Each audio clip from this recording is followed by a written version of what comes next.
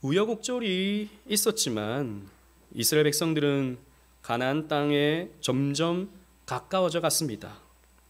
이스라엘은 계속해서 하나님 앞에 범죄하고 하나님 앞에 불평과 원망을 쏟아냈지만 언약의 신실하신 하나님은 그 언약대로 그들에게 그 땅을 주시기 위해서 가나안 땅으로 점점 가깝게 인도해 주셨던 것입니다. 그래서 광야 생활 40년이 다다를 즈음에 그들은 어느새 요단 동편에 이르게 되었습니다. 그 안에서는 별의별 일들이 다 있고 원망과 불평과 범죄함으로 인해서 그 안에서는 뒤숭숭했지만 겉으로 봤을 때는, 그리고 또 외부에서 봤을 때는 이스라엘은 엄청난 군대로서 요단 동편을 정복해 갈 수 있었던 것이죠. 그래서 오늘 본문의 말씀 앞에인 21장 후반부에 보면 이스라엘 백성들이 요단 동편을 정복해 가는 내용이 그려지고 있습니다. 그래서 아모리 사람들을 정복하고 그리고 저 바산 사람들, 저 요단강 동북쪽에 있는 바산 사람들까지 정복함으로써 이제 가나안 땅이 이스라엘의 땅이 되어가고 있었던 것이지요. 너무나도 그들의 힘은 막강해 보였습니다. 이방 사람들이 봤을 때 말이죠. 이 가나안 땅 사람들이 봤을 때 말이죠. 그래서 이 요단 동편에 있던 모압 사람들은 두려워하기 시작했습니다. 저들이 저 바산 사람들처럼 또 아모리 사람들처럼 우리를 저렇게 죽여버리고 이 땅을 빼앗아가는 것이 아닌가에 대한 두려움이 그들에게 엄습해 왔던 것이죠. 그래서 모압 왕이었던 발락은 두려워하였습니다. 여러분 본문 2절 3절 말씀 여러분 보십시오. 제가 읽어보겠습니다. 십볼의 아들 발락이 이스라엘이 아모리인에게 행한 모든 일을 보았으므로 모압이 심히 두려워하였으니 이스라엘 백성이 많음으로 말미암아 모압이 이스라엘 자손 때문에 번민하였더라 라고 기록하고 있습니다. 여러분 생각해 보십시오. 200만 명이나 되는 이 고대 시대에 어마어마한 인구가 가나안 땅으로 몰려 들어오고 있었던 것이죠. 그리고 파죽지세로 정복해가는 이스라엘의 군사력에 의해 모압의 앞날이 어떻게 될 것인가 그들은 심히 두려워할 수밖에 없었던 것입니다. 그래서 모압 왕 발락은 사람을 보내어서 오늘 우리가 살펴볼 아주 흥미로운 인물 발람이라는 사람에게 이스라엘을 저주해 달라고 요청을 하게 됩니다. 아까 읽었던 말씀 6절 말씀을 보십시오. 그들은 우리보다 강하니 청하건대 와서 나를 위하여 이 백성을 저주하라. 내가 혹 그들을 쳐서 이겨 이 땅에서 몰아내리라. 그대가 복을 비는 자는 복을 받고 저주하는 자는 저주를 받을 줄을 내가 알미니라 라고 하고 있다는 것이죠. 누군가를 저주하면 그 사람이 저주를 받는다라고 하는 이런 생각은 오늘날의 시선으로 봤을 때는 굉장히 유치해 보이고 미신적으로 보이는 것이긴 하지만 사실 이러한 방식은 동서고금을 막론하고 흔히 사용되던 고대 시대의 점술 방법이었습니다. 여러분 영화나 드라마를 보면 옛날에 그런 모습들 많이 있지 않습니까? 지푸라기로 사람 모양 이렇게 만들어 놓고 칼로 막 찌르면서 사람을 저주하면 그 사람이 고통을 받는다 뭐 이런 식으로 이제 저주를 하는 그런 미신적인 방법들이 있지 않습니까? 이 고대 시대에는 이러한 방법들이 굉장히 흔했고 자주자주 이루어졌던 것이죠. 이 고대 사회에서 이 샤먼적인 상황 속에서 신의 저주와 축복이라고 하는 것은 그들에게 있어서 굉장히 강력하게 영향을 미치는 그들의 세계관이었습니다. 그래서 모압 왕 발락은 다른 선택의 여지가 없었던 것이죠. 아니 저들의 군사력과 비교해 볼 때 모압은 한없이 작고 또 저들이 저렇게 바산왕 옥을 물리치고 아모리 사람 시온을 물리쳐버리는 이러한 상황 속에서 모압이 선택할 수 있는 방법은 주술적인 방법밖에 없었던 것입니다. 그래서 이 모압 왕 발락은 발람이라는 이 사람을 찾아가서 이스라엘을 좀 저주해 주시오 라고 하는 청탁을 하게 된 것입니다. 오늘 이 발람이라는 인물을 우리가 함께 살펴보면서 이 메시지를 통해 우리가 받을 수 있는 교훈을 함께 마음속에 새겨갈 수 있기를 바랍니다. 발람에 대한 민수기의 본문을 읽어보면 의아한 부분들이 참 많이 있습니다. 제가 오늘 설교 제목을 이렇게 잡아서 그렇지 거짓 선지자 발람이라고 하는 이 설교 제목을 여러분 보시면 이 사람이 거짓 선지자구나 라고 하는 생각을 여러분들이 갖게 되죠. 이런 선입견을 가지고 또 오늘 본문을 읽어보면 뭐 그런가 보다 싶지만 아무런 어떤 배경 지식 없이 오늘 본문을 읽어보면 이 사람이 분명 좀 나쁜 사람인 것 같긴 한데 하는 말을 읽어보면 굉장히 옳은 말을 하고 있고 또 바른 말을 하고 있다라고 하는 것을 여러분들이 알게 될 것입니다. 그러면서 이 사람이 도대체 좋은 사람인가 나쁜 사람인가 이렇게 헷갈릴 수 있게 되는 것이죠.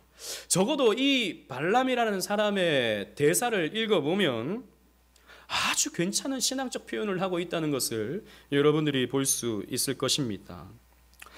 이 모압 왕 발락이요 복채를 두둑하게 챙겨서 발람에게 전달합니다. 그리고 이스라엘을 좀 저주해 주시오 라고 요청을 하게 되죠. 여러분 그때 발람이 하는 말을 보십시오. 8절 말씀 다 같이 한번 읽어보도록 하겠습니다. 8절입니다. 시작. 발람이 그들에게 이르되 이 밤에 여기서 유숙하라. 여호와께서 내게 이르시는 대로 너희에게 대답하리라. 모압 귀족들이 발람에게서 유숙하니라. 아멘. 발람은요 여호와를 알고 있습니다. 여호와 하나님을 믿고 있습니다. 그리고 뭐라 그럽니까? 여호와께서 내게 이르는 대로 내가 너희들에게 대답할 것이다 라고 이렇게 선을 긋고 있다는 것이죠. 즉 하나님이 말씀하시는 대로 나는 할 것이다 라는 것이죠. 하나님이 말씀하시는 것 외에 나는 다른 말을 하지 않겠다라는 것입니다. 여러분 보세요. 꽤 괜찮은 표현 아닌가요? 꽤 괜찮은 신앙적인 표현 아닙니까? 그래서 구절을 보면 발람이요 실제로 하나님과 대화를 합니다. 그러면서 이제 발람이 자초지종을 하나님께 아뢰죠. 저 사람들이 나에게 와서 이스라엘을 좀 저주해 달라라고 하고 이렇게 하나님께 아뢰자 하나님이 12절에 이렇게 대답을 합니다. 여러분 12절 말씀을 보십시오. 너는 그들과 함께 가지도 말고 그 백성을 저주하지도 말라. 그들은 복을 받은 자들이니라 라고 답을 주셨습니다. 하나님은 아브라함에게 이미 이스라엘 백성들에 대한 언약의 말씀을 주셨죠. 아브라함에게 뭐라고 말씀하셨습니까? 너를 축복하는 자에게 내가 복을 주고 너를 저주하는 자에게 내가 저주하리라 라고 하는 말씀을 주셨습니다. 그러므로 하나님은 이스라엘을 저주하는 것은 그것은 하나님에게 대역하는 죄가 된다는 것을 하나님은 성경을 통해서 말씀을 해주시지요. 아무튼 이 이스라엘을 저주해달라라고 하는 이런 모압 사람들의 요청에 하나님은 함께 가지도 말고 그 백성을 저주하지도 말라라고 하는 답을 주셨던 것이죠. 그래서 이제 발람이 이 모압의 귀족들에게 이렇게 대답을 합니다. 13절 말씀을 여러분 보십시오. 13절 말씀을 다 같이 한번 읽어보도록 하겠습니다. 시작. 발람이 아침에 일어나서 발락의 귀족들에게 이르되 너희는 너희 땅으로 돌아가라. 여호와께서 내가 너희와 함께 가기를 허락하지 아니하시느니라. 아멘. 여러분 제 설교를 듣고 계시죠? 오늘 좀 뭐 이렇게 좀 분산한 좀 정신이 좀 분산되는 분위기인데 여러분 뭐 아이들이 왔다 갔다 하더라도 제 말씀에 귀를 기울여 주셔야 됩니다. 말씀에 집중해야지. 여러분 그냥 이 시간에 앉아 있는 것으로 내가 예배를 드렸다라고 생각하면 안 되는 것입니다. 그리고 여러분 아이와 함께 예배를 드린다 하더라도 여러분들이 말씀에 참여하고자 또 집중하셔야 됩니다. 뭐라고 말합니까? 발람이 너희는 돌아가라. 나는 이스라엘을 저주할 수 없다. 하나님이 너희와 함께 가기를 허락하지 않는다 라고 발람이 대답했습니다. 발람은요 하나님 말씀대로 순종하고 있습니다. 하나님이 가지 말라고 하니까 난 못 가겠다라는 것이죠. 게다가 발람은 아주 중요한 신학적인 지식까지도 가지고 있다는 것을 성경을 통해서 알 수 있어요. 여러분 한 장을 좀 넘겨서 23장 19절을 보십시오. 23장 19절 제가 읽어보겠습니다. 하나님은 사람이 아니시니 거짓말을 하지 않으시고 인생이 아니시니 후회가 없으시도다. 어찌 그 말씀하신 바를 행하지 않으시며 하실 말씀을 실행하지 않으시랴. 여러분, 저 예전에 이 말씀을 굉장히 좋아하던 말씀으로 여기고 있었습니다. 하나님은 사람이 아니시니 거짓말하지 않으시고 인생이 아니시니 후회가 없다라고 하는 이 말씀은 너무나도 하나님에 대해서 정확한 신앙 고백을 하는 것 아닙니까? 예전에 그런 설교가 있었어요. 저 참 은혜 받았던 설교였는데 제목이 하나님은 사람이 아니시니 라는 설교였어요. 그런데 나중에 보니까 이 말을 발람이 한 거예요. 이거 어떻게 받아들여야 되나? 그렇게 좀 실망했던 적이 있었습니다. 여러분, 그러나 이 문구만 본다면 하나님의 속성에 대해서 너무나도 정확한 표현을 발람은 하고 있다는 것이죠. 뿐만 아닙니다. 더 놀라운 것은 이 발람이 메시아에 대한 예언까지 하고 있다는 것입니다. 한 장을 또 더 넘기셔서 24장 17절을 보십시오. 민수기 24장 17절입니다. 다 같이 읽어보도록 하겠습니다. 시작. 내가 그를 보아도 이때의 일이 아니며 내가 그를 바라보아도 가까운 일이 아니로다. 한 별이 야곱에게서 나오며 한 규가 이스라엘에게서 일어나서 모압을 이쪽에서 저쪽까지 쳐서 무찌르고 또 셋의 자식들을 다 멸하리로다. 아멘. 여러분 보십시오.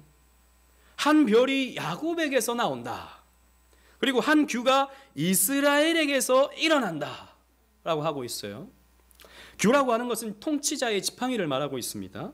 이것이 야곱의 후손에서 이스라엘의 후손에서 이런 통치자가 나오게 된다. 그래서 이방까지도 다 다스리게 된다라고 하는 말씀을, 사실 예언의 말씀이죠. 가깝게는 다윗에 대한 예언이라고 할 수 있고, 궁극적으로는 메시아에 대한, 그리스도에 대한, 그래서 온 이방을 다스리시는 메시아에 대한 그런 예언이라고 할 수 있는 것입니다. 이런 예수님에 대한 예언까지 발람이 하고 있는 거예요. 그리고 결과적으로 발람은 4번에 걸쳐서 이스라엘을 축복합니다. 발람의 대사를 읽어보면 어느 한 구석에도 나쁜 사람이라고 하는 티가 나지 않아요. 결과적으로 봤을 때는 발람은 아주 멋지고 유려한 신앙적인 말을 하고 있는 것입니다. 이 정도면 발람은 참 선지자라고 할 수 있지 않을까, 이런 생각이 들 수 있는 것이죠. 그러나 우리는 언제나 성경을 살펴볼 때 성경에서 성경을 어떻게 해석하는지 우리는 살펴야 됩니다. 여러분, 개혁주의 신앙 원리 가운데, 개혁주의 성경 해석의 원리 가운데 가장 중요한 것이 성경을 성경으로 해석하는 거예요. 성경을 내 생각과 내 지식으로 해석해내는 것이 아니라 성경은 성경으로 해석해야 됩니다. 다른 성경 본문에서 발람을 어떻게 이해하는지 우리가 봐야 된다는 것이죠. 주보를 보시면 여호수아 13장 22절 말씀 여러분 다 같이 한번 읽어보도록 하겠습니다. 여호수아는요, 발람의 일을 회상하면서 이렇게 말했습니다. 다 같이 읽겠습니다. 시작. 이스라엘 자손이 그들을 살육하는 중에 부올의 아들 점술과 발람도 칼날로 죽였더라. 자, 여기 보십시오. 부올의 아들 점술과 발람도라고 하고 있습니다. 즉 발람에 대해서 선지자라고 말하고 있지 않죠. 점술가, 우리말로 치자면 좀 더 가깝게 점쟁이 발람이라고 표현하고 있다는 것입니다. 이 점술가에 해당하는 히브리어 원어는요, 카쌈이라는 말인데, 이 말은 점을 치다, 복술하다, 예언하다. 예언이 하나님 말씀을 예언하는 게 아니라 점쟁이가 앞으로 될 일을 점지해 주면서 예언하듯이 하는 그런 단어가 카쌈이라는 말이라는 것이죠. 이런 카쌈을 하는 사람들을 어떻게 해야 되는가? 신명기 18장 10절에 이 카쌈을 하는 사람들은 돌로 쳐 죽여야 된다라고 하나님이 모세에게 일러주셨어요. 이런 점쟁이들, 점술가들은 이스라엘에게서 처단해야 될 존재다라고 성경은 가르쳐주고 있는 것입니다. 신약에서도 베드로 사도는요, 이 발람에 대해서 이렇게 평가하고 있습니다. 주보를 보십시오. 베드로후서 2장 15절 16절입니다. 그들이 바른 길을 떠나 미혹되어 부올의 아들 발람의 길을 따르는도다. 그는 불의의 삭슬 사랑하다가 자기의 불법으로 말미암아 책망을 받되 말하지 못하는 나귀가 사람의 소리로 말하여 이 선지자의 미친 행동을 저지하였느니라 라고 하고 있습니다. 여러분 보십시오. 이 발람은 불의의 삭슬 사랑하는, 불의한 돈을 사랑하는 사람이었다라고 성경이 평가하고 있습니다. 그리고 이 선지자의 행동을 뭐라고 말합니까? 좀 센 말이에요. 미친 행동이라고 말하고 있습니다. 그 외에도 유다서 1장 11절에 보면요, 발람이 삭슬 위하여 어그러진 길을 가는 사람이었다라고 평가하고 있고요. 또 요한계시록 2장 14절에 버가모 교회를 향해서 너희들은 발람의 교훈을 따르는도다 라고 하면서 이 버가모 교회를 책망하는 모습이 나옵니다. 이렇게 볼 때 발람은 참 선지자가 아니죠. 발람은 괜찮은 사람이 아닙니다. 발람은 성경에서 이런 거짓 선지자, 점쟁이, 악한 길을 걷는 사람이라고 이렇게 평가되는 사람인 것이죠. 자, 이러한 관점에서 우리 오늘 성경 본문으로 돌아가 보도록 하겠습니다. 발람이 발락의 제안을 거절하게 돼요. 아까도 우리 살펴봤죠. 우린 갈 수 없다. 하나님이 가라고 허락하지 않는다. 이렇게 거절하자 모압 왕 발락은요, 포기하지 않고 더 높은 고관을 보내어서 발람을 회유하게 됩니다. 22장 17절 말씀을 보십시오. 여러분 민수기 22장 17절 말씀 제가 읽어보겠습니다. 내가 그대를 높여 크게 존귀하게 하고 그대가 내게 말하는 것은 무엇이든지 시행하리니 청하건대 와서 나를 위하여 이 백성을 저주하라 하시더이다. 자, 내가 당신에게 존귀함을 더해주겠다.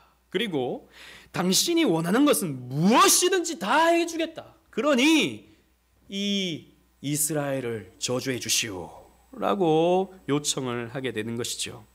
그러자 발람이요, 이렇게 대답을 합니다. 여러분 22장 18절 19절 계속해서 보시겠습니다. 발람이 발락의 신하들에게 대답하되 이르되 발락이 그 집에 가득한 은금을 내게 줄지라도 내가 능히 여호와 내 하나님의 말씀을 어겨 덜하거나 더하지 못하겠노라 라고 말하고 있다는 것이죠. 대단한 신앙의 표현을 하고 있어요. 그러나 여러분, 이안두기드라고 하는 신학자는요, 이 말을 어떻게 해석하냐면 이것은 신앙적인 결단이고 신앙적인 표현이 아니라 정치적인 표현이다 라고 해석을 해요. 이렇게 말하는 것은 믿음이 있어서, 이 발람이 믿음이 있어서 이러는 것이 아니라 자기의 몸값을 올리는 거예요. 나는 그렇게 할 수 없다. 하나님이 나에게 그런 거 하지 말라 그랬다 라고 선을 끊는 것은 몸값을 올리고 있는 멘트다라는 것이죠. 그리고 이 사람들의 어떤 요구를 다 꿰뚫어 보고 있는 발람이 이렇게 내가 말해줄 때, 이렇게 행동할 때 저 사람들이 또 다른 어떤 제안을 하게 될 것이다 라는 것을 예측하고 이런 정치적인 입장에서 말을 하고 있다고 이안두기드라고 하는 신학자는 해석합니다. 실제로 그런 것 같아요. 여러분 19절 말씀 계속해서 보시겠습니다. 그런즉 이제 너희도 이 밤에 여기서 유숙하라. 여호와께서 내게 무슨 말씀을 더하실는지 알아보리라고 하고 있습니다. 여러분 하나님은 이미 발람에게 하나님의 뜻을 분명하게 말씀해 주셨어요. 이 백성은 내가 축복하는 백성이다. 너는 이 사람들을 따라가지 말고 저주하지 말라라고 하는 분명한 말씀을 주셨어요. 그런데 지금 발람은 뭐라고 그러고 있습니까? 하나님이 내게 또 더 무슨 말씀을 주실런지 한번 알아보겠다라는 것이죠. 자기의 몸값을 올려가고 있다는 것이죠. 이 하나님이 이렇게 말씀하십니다. 20절 말씀 보십시오. 밤에 하나님이 발람에게 임하여 이르시되 그 사람들이 너를 부르러 왔거든 일어나 함께 가라. 그러나 내가 내게 이르는 말만 준행할지니라. 하나님 말씀하십니다. 하나님이 앞에서는 가지 말라고 말씀하셨는데 이번에는 가라고 말씀하시죠. 왜 하나님이 한 입으로 두 말씀을 하시나?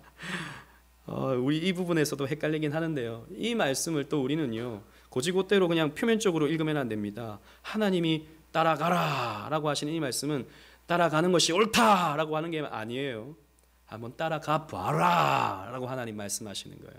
한번 가봐 이렇게 말씀하시는 거예요. 이 뉘앙스를 아시겠습니까?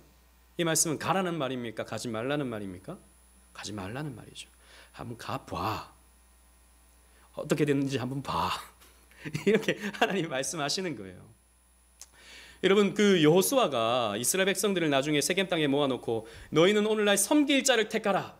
하나님을 섬기든지 아니면 우상을 섬기든지 오늘날 너희들이 섬길 자를 택하라 라고 하죠. 그 말은 그 둘 중에 옵션이 있으니까 둘 중에 하나 골라봐, 이런 말입니까? 아니죠.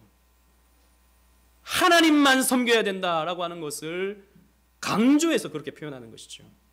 너희들 저런 아모리 사람들, 저 가나안 사람들, 저 가나안의 7 족속들이 믿는 저 신들을 따라가게 되면 너희들 심판받을 수밖에 없다. 그러니 하나님만 선택해 라고 하는 표현으로서 너희는 오늘날 섬길 자를 택하라 라고 한 것이죠. 하나님이 이 말씀에서 일어나 함께 가라 라고 하는 이 말은 그 하나님이 그것을 원하셔서 그런 게 아니라 가지 말라는 경고의 말씀으로서 주신 그런 의미라고 볼 수 있습니다. 왜냐하면 그 다음에 실제로 여호와의 사자가 가지 못하게 길을 막고 있는 장면이 또 나오거든요.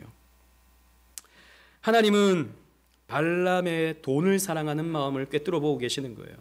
그리고 이런 발람의 악한 행위를 오히려 발람으로 말미암아 저주가 아닌 축복의 말이 그의 입에서 선포되게 하심으로 발람과 모압 사람들을 조롱하는 하나님의 행위를 나타내 보이시려고 이 발람으로 하여금 한번 가봐 이렇게 말씀하시는 거다라는 것이죠. 이렇게 볼 때 발람은요, 하나님의 뜻을 따르는 사람이 결코 아닙니다. 자기의 생각과 돈을 따라가는 점술가이며 무당이며 샤먼일 뿐인 것이죠. 실제로 얼마 되지 않았어요. 1967년 이 모압 지역, 지금은 요르단이죠. 이 요르단인 데이르 할라라고 하는 곳에서 석회 조각이 발굴되었습니다. 주전 9세기경 신전 건물의 조각인데요. 그 파편이 119개가 발견되었습니다. 그런데 그 119개 중에 12개가 딱딱 이렇게 맞아 떨어지는데요. 거기에 쓰여진 글귀 가운데 발람의 이야기가 기록되어 있어요. 어떤 내용이 기록되어 있냐면 발람이 꿈을 꾸는데, 이방 사람이 쓴 겁니다. 발람이 꿈을 꾸는데 거기서 하늘 그 다산의 여신 샤가르라고 하는 여신과 샤다이라고 하는 신들이 인간 세상에 가뭄을 주기로 결정하는 회의를 이 발람이 꿈속에서 지켜보았다라고 하는 이야기가 그 파편에 기록되어 있는 거예요. 이 발람의 이야기가 신통방통하죠. 성경에 기록된 발람도 저주를 전문으로 하고 있는 이런 점술가로 보여지고, 이런 고고학적인 어떤 근거나 이런 증거들을 봤을 때도 이 발람은 이 고대 근동 지역에 있어서 아마 유명했던, 특히 저주하기로 유명했던 이런 샤먼이었다는 것을 오늘날로 치자면 박수무당으로 우리가 여겨질 수 있다는 것이죠. 이런 것을 보았을 때 발람은요, 샤가르라고 하는 신도 믿고 샤다이라고 하는 신들도 믿고 여호와 하나님도 믿는 다신론자였다라고 하는 것을 알 수 있어요. 그래서 뭐 이 사람이 여호와 하나님이라고 할 때 이 사람이 여호와 하나님만 믿는 사람이 아니라 여러 신들 가운데 히브리인들이 믿는 여호와도 믿는 그런 사람이다라고 평가할 수 있고, 그리고 이런 신들에 의해서 밤에 꿈을 통해서 신탁을 받는 그런 무당이었다라고 하는 것을 알 수 있는 것이죠. 이런 것을 봤을 때 이 발람은 하나님의 말씀을 전하는, 혹은 하나님이 주시는 그 예언의 말씀을 선포하기는 했으나 그는 거짓 선지자였다라고 하는 것을 알 수 있게 됩니다. 그래서 우리 오늘은 이 발람이라고 하는 이 인물이 거짓 선지자인데, 이 인물을 통해서 거짓 선지자들의 특징이 무엇인가에 대해서 좀 몇 가지 살펴보기를 바라요. 첫 번째는 하나님의 뜻을 거스린다라는 것입니다. 발람은 하나님의 뜻을 잘 알고 있었던 사람이에요. 정말 어느 부분은 정확하게 알고 있는 사람이기도 했습니다. 하나님은 모압 사람들을 따라가지 말고 이스라엘을 저주하지 말라 라고 말씀하셨죠. 이 분명한 하나님의 뜻을 알고 있었던 사람인 것입니다. 그런데 하나님이 가라 라고 말씀하시자, 한번 가봐라 라고 말씀하시자 마치 기다렸다는 듯이 발람은 이스라엘을 저주하러 길을 떠납니다. 하나님의 뜻을 알고 있었음에도 불구하고 하나님의 뜻을 거슬렀던 것이죠. 그러자 성경에서 가장 유머러스한 사건이 일어나게 되는데, 발람이 나귀를 타고 이스라엘을 저주하러 산으로 올라갑니다. 그런데 나귀가 갑자기 멈춰 서게 되죠. 22절 말씀을 보십시오. 22절 말씀을 보면 그가 감으로 말미암아, 즉 이 발람이 저주하러 저 산 위로 올라감으로 말미암아 하나님이 진노하심으로 라고 하고 있습니다. 가는 건 하나님이 원하시지 않는 것이었다라는 것이죠. 여호와의 사자가 그를 막으려고 길에 서니라 라고 기록되고 있습니다. 즉 나귀가요, 이 길을 막고 있는 여호와의 사자를 본 거예요. 나귀가 두려웠던 것입니다. 그래서 길로 가지 않고 풀숲으로, 밭으로 나귀가 막 가기 시작합니다. 그러니까 영문을 모르는 이 발람은요, 이 나귀를 때리기 시작하죠. 이놈이 왜 이러나? 이놈이 길로 가지 않고 왜 갑자기 밭으로 가고 있는가? 때리기 시작합니다. 그런데 도무지 이 나귀가 길로 다시 가려고 하지 않습니다. 오히려 벽 쪽으로 막 몸을 이렇게 움직여 가고 벽 쪽으로 몸을 붙이더라는 것이죠. 그런데 이 발람이 나귀를 타고 있으니까 벽 쪽으로 이 나귀가 몸을 붙여버리면 이 발람의 다리가 벽에 계속 부딪히게 되는 거예요. 짓눌리게 되는 거예요. 그러니까 발람이 너무 아픈 거예요. 그래서 화가 나가지고 이 나귀를 더 때리기 시작합니다. 그런데 놀라운 일이 벌어지죠. 나귀가 말을 하기 시작합니다. 여러분, 나귀가 말하는 것, 여러분, 우리는 뭐 슈렉 같은 영화에 보면 나귀가 말을 하니까 뭐 그도 그럴 수 있겠다라고 생각할지 모르겠지만, 실제로 여러분, 성경은 실제죠. 실제의 역사의 기록입니다. 실제로 나귀가 말을 한다. 이 얼마나 여러분 깜짝 놀랄 만한 일입니까? 뭐라고 말합니까? 28절 말씀을 보십시오. 22장 28절입니다.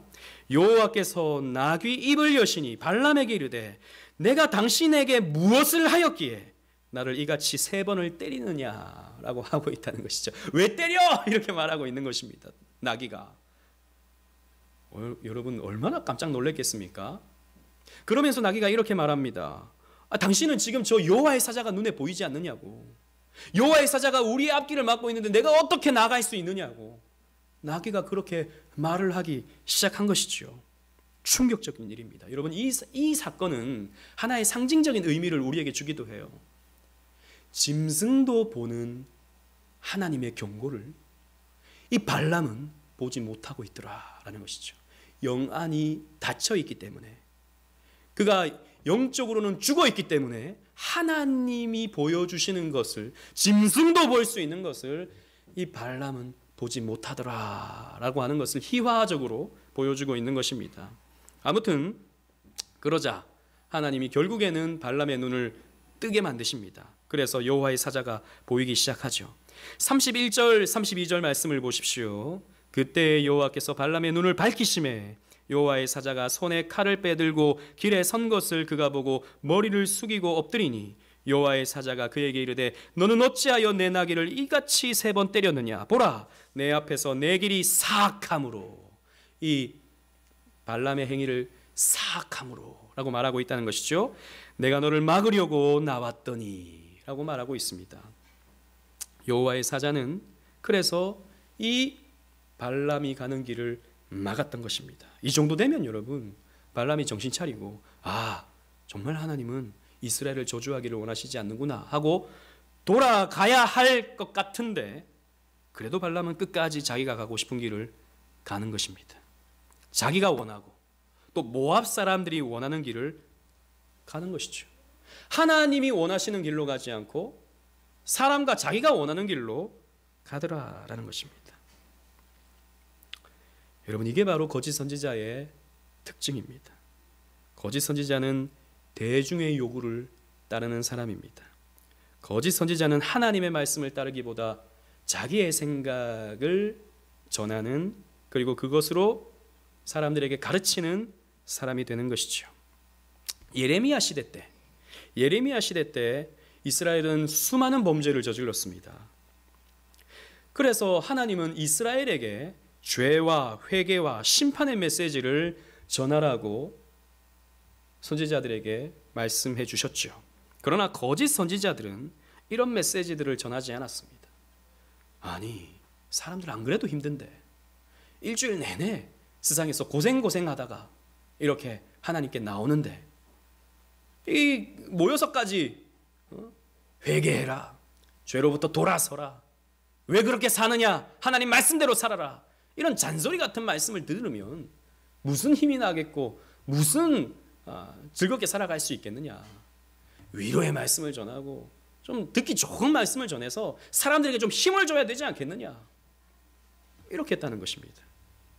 그래서 하나님은 예레미야를 통해서 이런 말씀을 주십니다. 여러분 주보를 보십시오. 예레미야 8장 11절 말씀입니다. 다 같이 한번 읽어보도록 하겠습니다. 시작.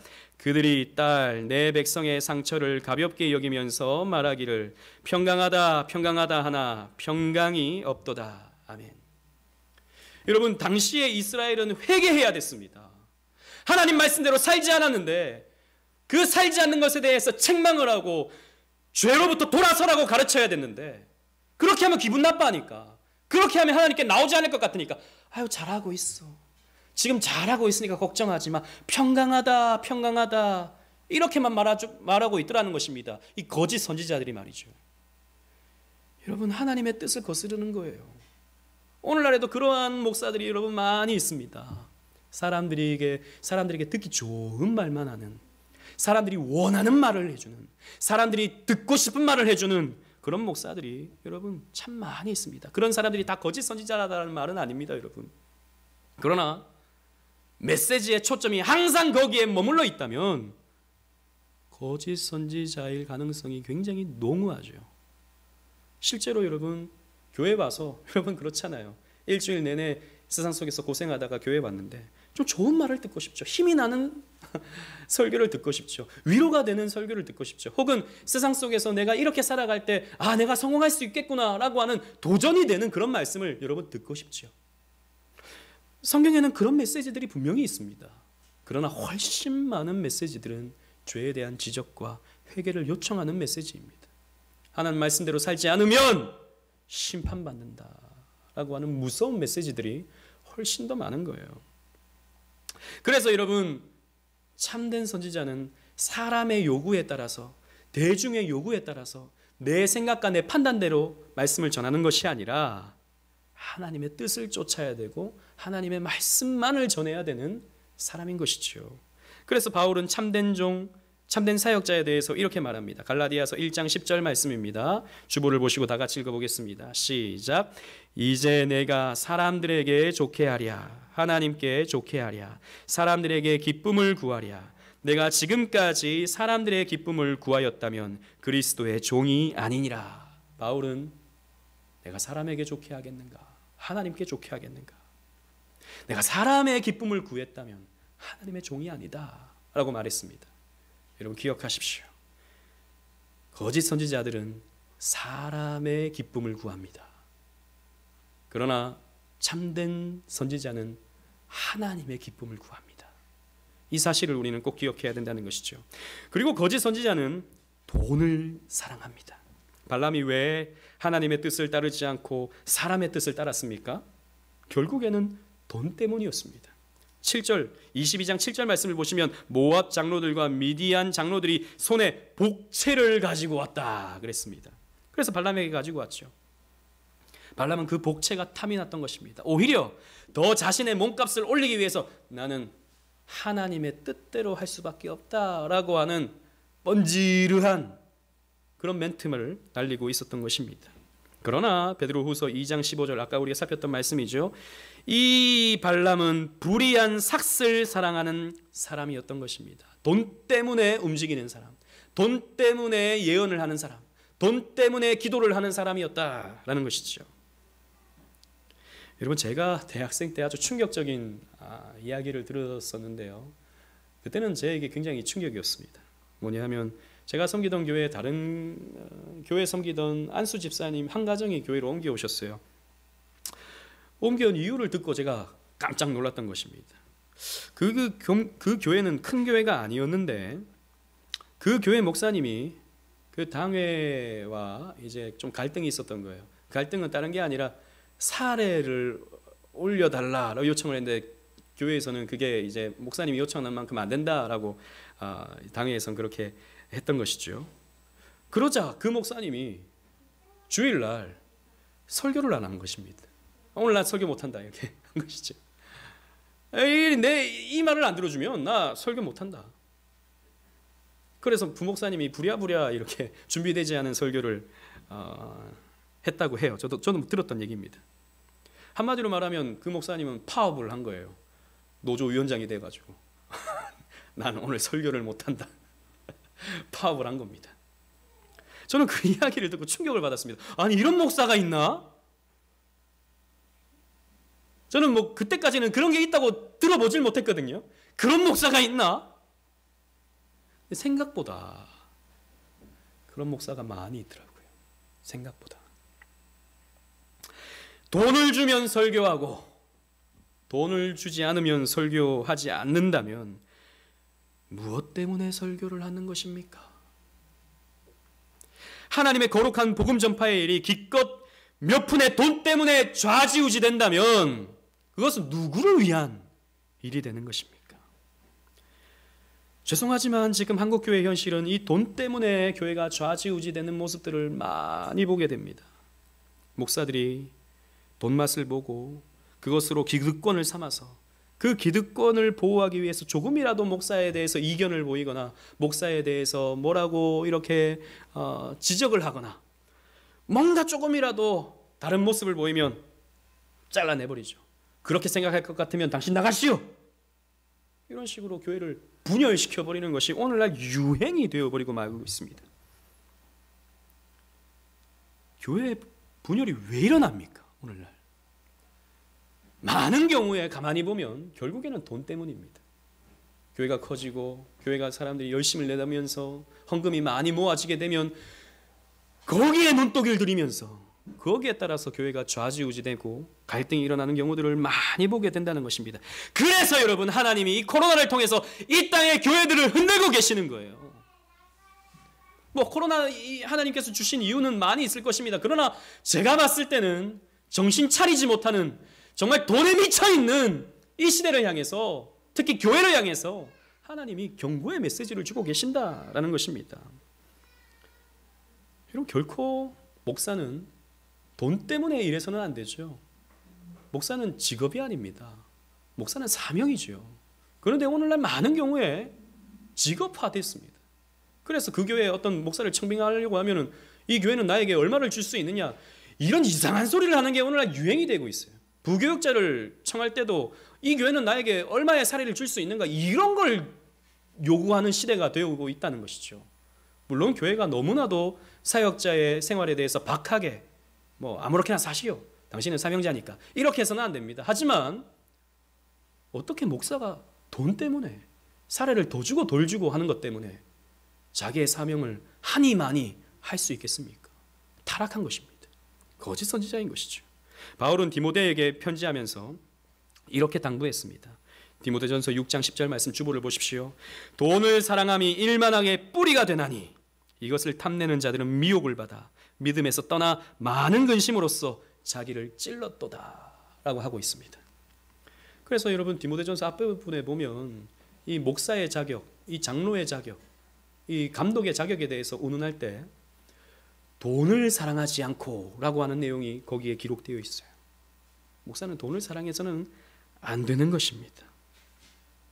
그리고 마지막으로 이런 악한 선지자도 거짓 선지자도 또 거짓 목사도 결국에는 하나님께 심판받으나 그러나 그의 메시지 가운데는 비단 옳고 바른 메시지가 있다면 하나님은 그런 메시지를 통해서 하나님의 역사를 나타내실 수도 있다라고 하는 것을 우리는 기억해야 됩니다. 발람은요 사람을 헷갈리게 할 정도로 옳은 말을 참 많이 해요. 발람이 모압 사람들의 요청대로 이스라엘을 저주하기 위해서 제단을 만듭니다. 그리고 제물을 바치고 예언을 하기 시작해요. 그런데 그 입에서 저주가 나오는 것이 아니라 축복이 나옵니다.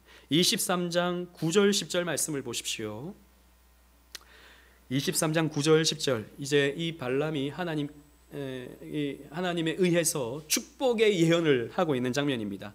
내가 바위 위에서 그들을 보며 작은 산들에서 그들을 바라보니 이 백성은 홀로 살 것이라. 그를 여러 민족 중에 하나로 여기지 않으리로다. 야곱의 티끌을 누가 능히 세며 이스라엘 4분의 1을 누가 능히 셀고, 나는 의인의 죽음을 죽기 원하며 나의 종말이 그와 같기를 바라노라 하매, 라고 발람이 예언을 합니다. 무슨 말인지 말이 좀 어려워서 쉽게 이해가 되지 않지만, 한마디로 말하면 이스라엘은 굳게 세워지게 될 것이다 라고 하는 예언인 거예요. 그리고 나도 그와 같이 되기를 바란다 라고 하는 말씀이 되는 것입니다. 그래서 이제 발락이 그 말을 듣고, 아니 당신 저주하라 그랬는데 왜 축복을 하고 그러느냐 라고 책망을 합니다. 그러자 발람이 이렇게 말해요. 23장 12절에 발람이 대답하여 이르되 여호와께서 내 입에 주신 말씀을 내가 어찌 말하지 아니할 수 있으리까. 너무 뻔뻔하죠. 저주하러 와놓고는 하나님이 내게 주신 말씀만 내가 전하지 어찌 다른 말씀을 내가 전할 수 있겠습니까? 뻔뻔하게도 이렇게 말합니다. 그런데 이 말씀만 놓고 보면 자칫하면 우리가 은혜 받아요. 이 발람의 말에 우리가 은혜를 받습니다. 내 입에 주신 말씀을 내가 어찌 말하지 않을 수 있으리까. 참된 선지자처럼 이렇게 말하고 있으니까 그냥 보면 막 은혜를 받을 것 같아요. 그런데요, 우리가 여기서 알아야 될 것은 이런 자들을 통해서도, 이런 거짓 선지자를 통해서도 하나님은 일하신다는 것입니다. 하나님은 선한 도구만 쓰시지 않고 악한 도구도 쓰신다는 거예요. 이게 여러분 하나님의 위대성입니다. 이게 하나님의 유머이기도 합니다. 이런 악한 자들을 통해서 하나님의 구속사는 또 이루어진다는 것이죠. 이 유머러스한 겁니다. 하나님이 저런 신천지 같은 이단들을 내버려 두시는 이유는 그런 이단들의 거짓 교리와 거짓 성경 해석을 통해서 무엇이 참된 교리인지, 무엇이 참된 성경 해석인지 하나님은 드러나게 하신다는 것이죠. 그래서 교회의 역사 속에서는 항상 이단들이 있었습니다. 한 번도 이단들이 없었던 적이 없었어요. 이단들은 항상 있었는데 그런 이단들 사이 속에서 참교회들이 논쟁을 하면서 결국에는 지금의 이런 참된 교리들이 세워지게 된 것입니다. 그래서 하나님은 저는 이단들을 그냥 두심으로 말미암아 참된 교회가 오롯이 세워지도록 역사하는 것이죠. 그리고 거짓 선지자들이 항상 여러분 거짓말을 한 것은 아니죠. 그 이단이라는 말이 사실 달을 이자 끝단자지 않습니까? 처음에는 다 막 성경 갖고 얘기하는 것 같고 성경을 전하는 것 같고 그렇습니다. 그런데 끝이 보면 다르죠. 그래서 이단들 가운데서도 사실 예수를 가르치고 또 일부 옳은 말을 하는 경우들이 분명히 있습니다. 그리고 거짓 목사들이 전하는 말씀 가운데서도 적어도 그 전하는 말씀 안에는 참된 진리가 있을 수 있다라는 것이죠. 제가 이 말을 왜 하냐면, 예전에 제가 섬기던 교회에서 한 청년이 있었습니다. 다른 교회에서 이렇게 옮겨왔는데 그 교회, 이전 교회에서 그 교회가 풍지박산이 난 거예요. 그 목사님에게 가르침을 받고 그 목사님에게 세례를 받았는데 알고 보니까 이 목사님이 거짓투성이인 것입니다. 그 거짓말이 너무 많이 탄로가 난 거예요. 게다가 이제 금전적으로도 너무 많은 이런 횡령과 이런 배임 같은 것들이 있었던 것입니다. 그래서 교회가 이제 풍지박산이 났어요. 그래서 교회를 옮겨왔는데 자기의 신앙에 대해서 회의가 찾아온 겁니다. 그러면 내가 배운 건 도대체 뭔가? 그 목사님의 말이 다 거짓말이었는데 내가 그분을 통해서 배웠던 예수는 그러면 뭔가? 그분을 통해서 배웠던 성경은 뭔가? 그분을 통해서 받았던 세례는 뭔가? 혼란스럽죠. 정말 여러분 그런 일이 우리에게 닥치면 혼란스럽습니다. 그때 제가 이렇게 말했습니다. 그 목사님은 분명히 잘못을 했고 그 행위 자체는 너무나도 악한 것이지만, 그러나 하나님은, 우리가 믿는 위대하신 하나님은 그런 사람들을 통해서도 일하시는 하나님이시다. 그 목사님은 잘못되었지만 그 목사님을 통해서 전달받은 그 진리는, 혹은 그 예수 그리스도에 대한 복음은 옳은 것이다. 당신은 그것을 믿었던 것이지 그 목사님을 믿었던 것은 아니지 않느냐. 그래서 당신의 신앙이 문제가 있는 것은 아니다. 그래서 너무 회의하지 말고 너무 고민하지 말고 여기에서 바르게 배워가면서 신앙생활하면 충분하다. 제가 이렇게 전해줬던 적이 있었습니다. 여러분, 그렇습니다. 하나님은 이런 거짓 선지자들 통해서도 일하시는 하나님이십니다. 그래서 하나님은 허용하시는 것이죠. 바울 시대에도 그런 일이 있었습니다. 교회 안에서 여러 가지 문제들이 있었고 또 경쟁들이 있었고 또 문제 많은 사람들이 복음을 전하는 그런 경우들이 있었습니다. 그러나 그러함에도 불구하고 바울은 이렇게 말했습니다. 빌립보서 1장 18절 말씀, 주보이는 말씀 여러분 보십시오. 다 같이 한번 읽어보도록 하겠습니다. 시작. 그러면 무엇이냐? 거칠애로 하나 참으로 하나 무슨 방도로 하든지 전파되는 것은 그리스도니 이로써 나는 기뻐하고 또한 기뻐하리라. 아멘. 참으로 하나 무엇은 방도로 하든지 전파되는 것이 그리스도라면 나는 기뻐하고 기뻐하리라고 사도 바울은 말해주고 있다는 것입니다. 따라서 우리는 거짓 선지자를 분별하고 대적하되, 그리고 하나님은 그런 자들을 분명히 하나님께서 심판하시고 그 죄를 드러나게 하실 것입니다. 그러나 그런 자들의 메시지를 통해서도 하나님은 얼마든지 당신의 구속사를 펼쳐나가실 수 있는 위대하신 하나님이라는 것을 우리는 동시에 생각할 수 있어야 된다는 것입니다. 사랑하는 성도 여러분, 말씀을 맺겠습니다. 그리스도께서는 종말 시대에 이런 거짓 선지자들이 더욱 득세할 거라고 예언해 주셨습니다. 마태복음 24장 24절에 거짓 그리스도들과 거짓 선지자들이 일어나 큰 표적과 기사를 보여 할 수만 있다면 택하신 자들도 미혹하리라고 기록하고 있어요. 우리 주님의 예언입니다. 거짓 그리스도, 내가 그리스도다라고 하면서 사람들에게 나타나서 거짓 복음을 전한다는 것이죠. 거짓 선지자들, 거짓 목사들이 일어나서 큰 표적과 기사를 보인다는 것입니다. 기적을 나타내 보인다는 것입니다. 병든 사람들을 고치기도 하고 신비스러운 능력을 나타내 보이기도 한다라는 것이죠. 그래서 우리는 이 시대 속에서 거짓 선지자들을 분별해야 됩니다. 사도 요한도 이렇게 권면하고 있어요. 주보를 보십시오. 요한일서 4장 1절 다 같이 한번 읽어보도록 하겠습니다. 시작. 사랑하는 자들아, 영을 다 믿지 말고 오직 영들이 하나님께 속하였나 분별하라. 많은 거짓 선지자가 세상에 나왔습니다. 아멘. 여러분 보십시오. 영을 다 믿지 말라라고 말하고 있습니다. 하나님께 속하였는가 분별하라고 말하고 있습니다. 여러분, 그래서 말씀 좋다고 다 믿지 마십시오. 그 목사님 말을 정말 잘해. 그 목사님 설교를 들어보니까 너무나도 논리적이고 너무나도 달변이어서 귀에 쏙쏙 들어와. 그 목사님 참 목사님인 것 같아. 그냥 무비판적으로 다 받아들이지 말라는 것입니다. 그 목사님은 능력도 있어. 기도하면 막 기도대로 막 돼. 병도 고쳐. 방언도 잘하고 예언도 잘해주고 네가 어떻게 될 거야 딱 말해주면 막 그렇게 돼. 여러분, 그런 경우들이 있지 않습니까? 믿지 말라는 것입니다. 그런 거 다 믿지 말라는 거예요. 마음을 막 시원하게 해준다고, 막 사이다 같은 말씀을 막 전해준다고 해서 따라가지 말라는 것입니다. 분별해야 된다라고 하는 것을 가르쳐주고 있습니다. 우리는 성경과 교리와 그 목사의 생활의 됨됨이를 보고 목사를 분별해야 됩니다. 여러분, 교리를 잘 전한다고 해서 또 다 믿으면 안 돼요. 그 목사의 됨됨이를 봐야 됩니다. 생활을 봐야 됩니다. 사실 이 말씀은 저에 대한 말씀이죠. 사실 저를 검증하는 것 같아서 한편으로는 말씀을 전하면서 준비하면서 괴로웠습니다. 왜냐하면 저에게도 이런 사람의 유혹과 돈의 유혹이 늘 따라다니기 때문입니다. 여러분, 저는 이렇게 말하고 싶어요. 여러분, 저는 달라요. 저는 다른 목사님과 다릅니다. 저를 신뢰해 주세요.